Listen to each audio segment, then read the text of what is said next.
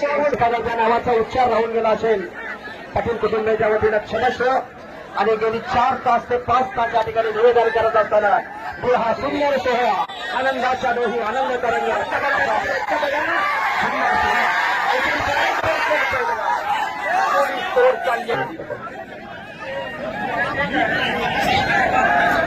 जरा खाली बसा पटकांना कब्जा घेण्याचा प्रयत्न सिकंदरचा रोषक करण्याचा प्रयत्न आहे रोषक पंजाबचा न भूतो न भविष्यत आहे न भूतो न भविष्यत आहे अशा प्रकारचं हे मैदान आज कोटे नगरी